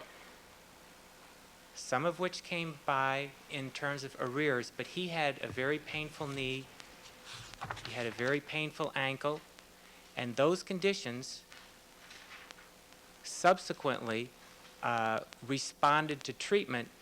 Also, when we found out that the drenching night sweats and some of his other systemic symptoms responded to rheumatoid arthritis treatment, some of this is deduced in arrears. But when he came to me, he had joint pain, and it was unclear what the exact etiology was. I made the assumption originally, based on his history and my physical exam, that they were predominantly orthopedic problems based on his previous wear and tear injuries. I think that based on further workup of his drenching night sweats and enlarged lymph node, which I believe indicated rheumatoid arthritis in the end, and the fact that I found out later he had, unbeknownst to me, stopped his rheumatoid arthritis medication approximately a month ago, that some of his problems, which then subsequently cleared significantly, were due to rheumatoid arthritis. But it was very difficult for me, given the constraints at that time and the fact that I didn't get a full history and therefore couldn't do some of the specialized testing you're indicating it would have been nice to do, that I wasn't able to deduce that right on the 15th. Your Honor, I've asked Mr. Fairlow now to put up page 6, Doctor, of your report, at least the copy I've been provided, and it lists, at least on the copy I have, various what are under assessment plan, 15 various items. Is that correct? 16 items, correct. Well, this one shows items 2 through 16. Okay. It does not show item 1. Remembering that item 1 took Well, 40% of Hold on. There's not a question, Pat. This document shows, this is the document I've been provided, it shows items 2 through 16. Right, Doctor? Yes, it does. Now, Doctor, in essence, is this your effort to summarize in order of significance your findings? No.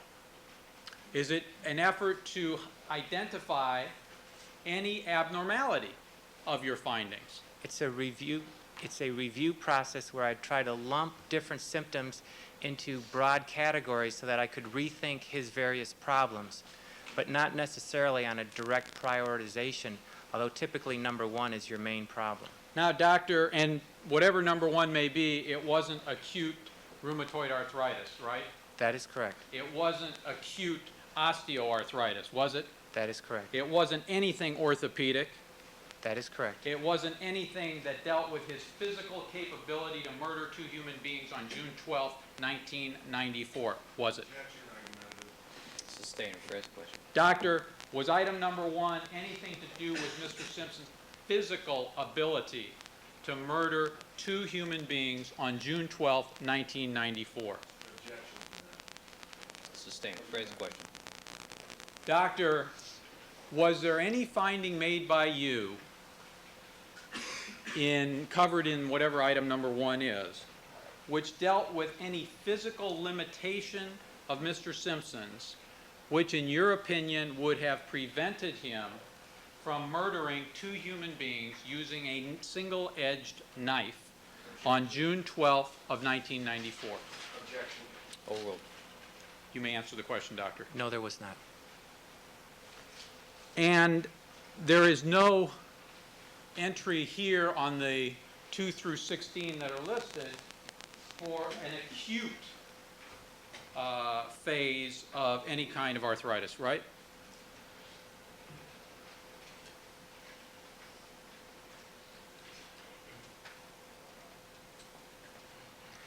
That's incorrect.